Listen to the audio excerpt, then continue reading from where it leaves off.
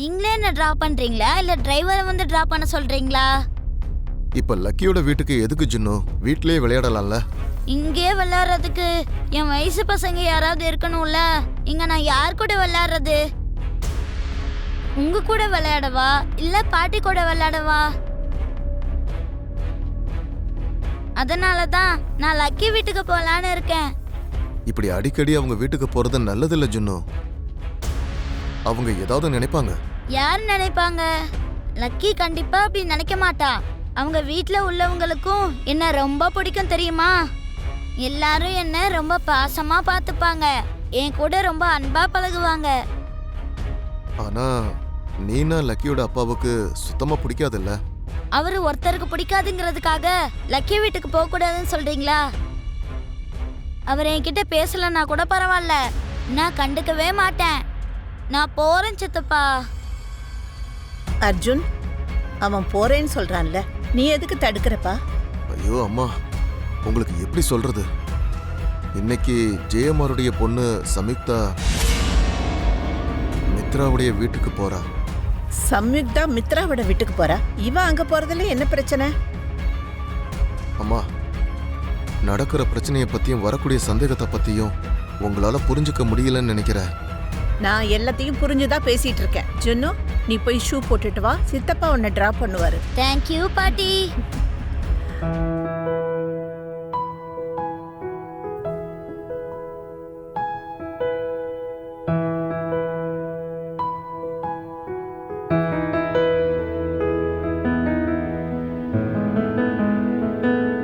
என்னாச்சு சம்யுக்தா?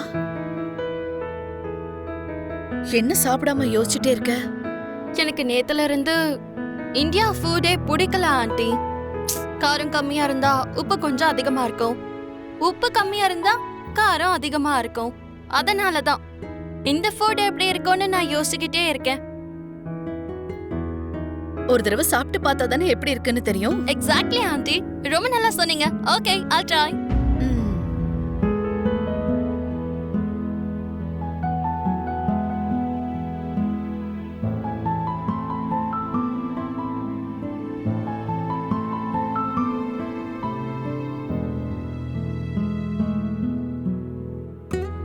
என்ன அப்படி ஸ்டன் ஆயிட்டீங்க? இந்தியன் ஃபுட் தொண்டையில இறங்கலையா? இந்தியன் ஃபுட் தொண்டையில இறங்குறது மட்டும் இல்ல, நாக்குல பட்டதும் அதோட டேஸ்ட் அற்புதமா இருந்தது.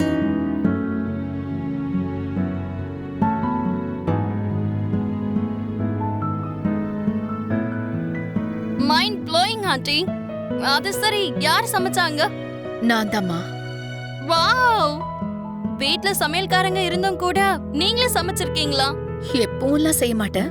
எங்களுக்கு நெருக்கமானவங்க யாராவது வீட்டுக்கு வராங்கன்னா அன்னைக்கு மட்டும் செய்வேன். அப்படின்னா நான் உங்களுக்கு நெருக்கமானவன்னு சொல்றீங்களா ஆண்டி? நான் தான் சொன்னேன்லம்மா, சாக்ஷாத் என்னோட மருமகளை என் முன்னாடி உட்கார்ந்துட்டு இருக்கிற மாதிரி இருக்கு.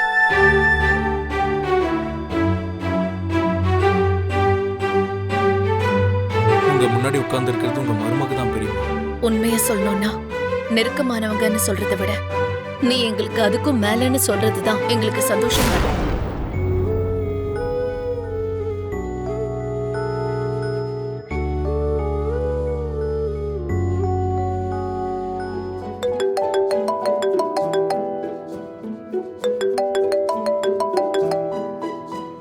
ஹாய்மா. Hi dad. எப்படி இருக்க? நான் நல்லா தான் இருக்கேன் dad. How was your health? இப்ப பரவாயில்லையா? Now I am little better மா. அது சரி, நீ எங்கம்மா இருக்க? மித்ரானந்தன் தெரியும்ல, இந்த ஊர்லயே பெரிய பிசினஸ் மேன் நான் உங்ககிட்ட சொல்லிருக்கேன்ல. அவங்க வீட்டுக்கு என்ன லஞ்சுக்கு இன்வைட் பண்ணாங்க, அதனால தான் இங்க வந்தேன். ஓ, தட்ஸ் கிரேட். டாட், இவங்க தான் மித்ரானந்தனுடைய மதர், அரவிந்தா ஆண்டி. வணக்கம் சார். ஓ, வணக்கம்மா. இவர் அவரோட ஃபாதர், ஜெயதேவ் அங்கிள். வணக்கங்க. வணக்கங்க. அதெல்லாம் இருக்கட்டும் டாட். இப்ப நான் ஒரு சின்ன குழப்பத்துல இருக்கேன், அதுக்கு எனக்கு தெளிவான பதில் வேணும். என்னம்மா? டாட், அங்க ப்ளூ சாரி கட்டிக்கிட்டு இருக்காங்கல்ல, அந்த பொண்ணு பேரு மனிஷா. என் கூட காலேஜ்ல ஒன்னா படிச்சவ. அவளே அந்த விஷயத்தை ஞாபகப்படுத்தி என்கிட்ட சொன்னா. அவ கூட இவங்களோட வீட்ல தான் இருப்பா. இவங்க எல்லார் கூடவும் சேர்ந்து என்னையும் இங்கேயே இருக்க சொல்றாங்க. அன்பு மலைய பொழியறாங்க. நான் இப்போ என்ன செய்யட்டும் டாட்? இது உனக்கு ஒரு நல்ல வாய்ப்புமா. நான் கூட இத அப்படிதான் நினைக்கிறேன் டாட். என்னது வாய்ப்பா? என்ன வாய்ப்புங்க? அது ஒண்ணும் இல்லம்மா, அவளுக்கு இந்தியன் ஃபுட்னா ரொம்ப பிடிக்கும். அதோட எல்லார் கூடவும் சேர்ந்து ஒண்ணா இருக்கணும்னா ரொம்ப பிடிக்கும். இந்த 2 ஆசையும் அமெரிக்கால அவளுக்கு நடக்கவே இல்லை. அட்லீஸ்ட் இப்போவாவது அவளோட ஆசை நிறைவேறணும்னு நான் மனசார அந்த கடவுளை வேண்டிக்கிறேன்.